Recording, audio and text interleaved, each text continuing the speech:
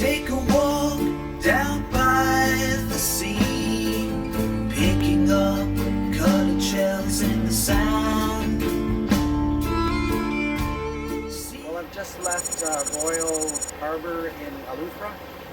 It's just west of Spanish Wells, and I'm on my way to Nassau. It's about 40 miles, and I hope to get there by lunchtime.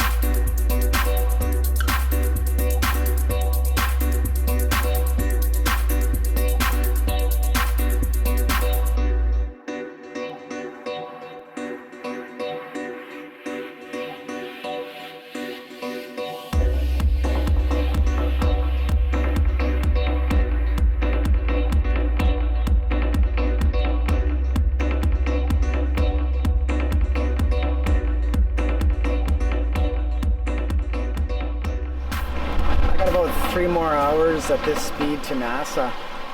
I was doing about 7 knots, but now I'm doing about 8 knots. And I'm happy that I did put the first reef in. I got the full jib out. So yeah, I'm traveling pretty good speed. It's a little rougher than I wanted. Some waves are coming along the beam and kind of rocking the boat a little bit. And then of course when the gusts come, the boat wants to round up. So I only got not much further to go to Nassau anyways. When I was in Royal Harbor in Eleuthera, first couple of hours were not too bad, but for whatever reason the flies just swarmed all the boats. Previous people that had been in there said the flies weren't bad, but I don't know. And then, obviously there was a new batch of flies that came in. And slowly they kind of went away, but they never completely left the boat. I was hoping once I got offshore that they would leave, and a lot of them did. But there's a few holdouts, Klingons I call them. They're sticking around. Hopefully they leave soon. So for this passage, I decided to bring in the dinghy and put it on the deck. Take the motor and put it on the back, obviously. And I was getting it all ready, and then decided to settle in for the night. I was down below watching YouTube, and I could hear this noise. It sounded like a chain or something, like a windlass. So I popped my head up, and sure enough, there's a boat trying to throw his anchor right on top of my anchor. Like, I couldn't believe it. Like, I had 100 feet of chain out, so I definitely had a long scope. But it was blowing the previous days. Like, you know, we were getting up to 30 knots, so I wanted to make sure that I had lots of scope out. So I had 100 feet, including this number, of course. And I had to wave them off. Luckily, they didn't tangle my chain, but yeah, they moved behind a little bit. And the other thing would have been, I wanted to leave at the break of dawn, and if they had anchored in front of me, I wouldn't have been able to retrieve my anchor. Like, if they were, you know, sitting with their boat sitting on top of my anchor, that would have been a drag. I would have had to wake them up. Yeah, so I think there is some advantages of having a little an anchor marker, like a little buoy. But I was talking to one of the other sailors, Mac and Kim, and Mac said that, I think it was in the BVI, he said some charter boat came in and tried to pick up his marker. He thought, oh yeah, here's the mooring ball, like a little Javex can with a 1/8 line on it. He was going to tie onto. So you never know who's going to roll in at what hour and disrupt whatever you're doing. I can't say enough about the Navionics app for a little tablet or cell phone, because there is some hints of some magenta lines that can be used. As an example, in Royal Harbour there's a preferred channel and it's deep enough, but yesterday there was a catamaran coming in and he was definitely going in the wrong channel, and I've been told that there's a rock to the east of the channel, and that could have been bad for him. Catamarans typically aren't that deep a draft, but still, if it was low tide and he might have touched, I'm not sure. I didn't go over there to see how deep it was, but one of the other boaters said, yeah, there's a rock in that channel. So I radioed him on channel 16 and he responded right away. I asked him if he knew the depths there. He said he didn't. I said, well, the preferred channel, just go west a couple hundred feet and just go between the buoys, like the red and white, or sorry, the green and red. And so he immediately backed up. Luckily they were listening to the radio, and yeah, he did follow the channel. So it's nice that you're able to help somebody out.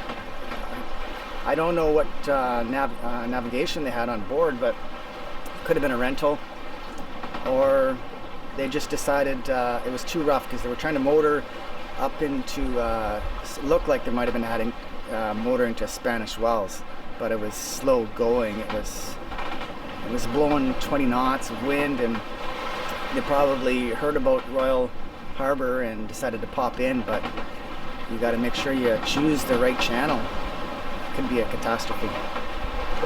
Well, the waves calmed down a little bit. At least they're coming from one direction now. Before they were coming from the south, and they were also coming from the east. So it was kind of a washing machine effect. Yeah, so I'm not quite as uncomfortable. Glad I put the first reef in. The wind is picking up a bit. It's a little bit rougher than I thought it might be, but still, what's happened is I'm kind of sailing in the ditch right now, and it just so happens that I need to sail the ditch to get to the, I don't have to, but I want to try and beeline it to the north channel of Nassau, and it just so happens that I'm going along the ditch. What is the ditch? Well, there's just waves coming alongside the boat, and they just kind of tip your boat over a little bit, and then of course gusts will point your boat kind of into the wind a little bit, but luckily the autopilot is strong, and it hasn't failed me yet. I mean, I've been down there making coffee, and the autopilot's been taking control, and the gimbaled stove that we put in is certainly gimbaling, because I was out of coffee percolating there. It's still sitting on the stove right now and didn't fly off. It's been a few days since I've seen civilization. I've basically hunkered down into Royal Harbour because there was a bit of a blow going through, so anywhere from 20 to 30 knots, so decided to stay there in Eleuthera. And you know, it would have been nice to go into Spanish Wells, but with my draft and had to time the tides, and you know, I didn't want to stay at a marina, and the anchoring was questionable, and even if I anchored behind, I can't remember what island it was near Spanish Wells, the dinghy ride in would have been 1 or 2 miles, and it was windy, so it's not worth it. Anyways, I didn't need anything at the time, but it is time to reprovision, and Maite is coming in on a flight tomorrow, so she'll be back in the boat. So yeah, no longer batching it.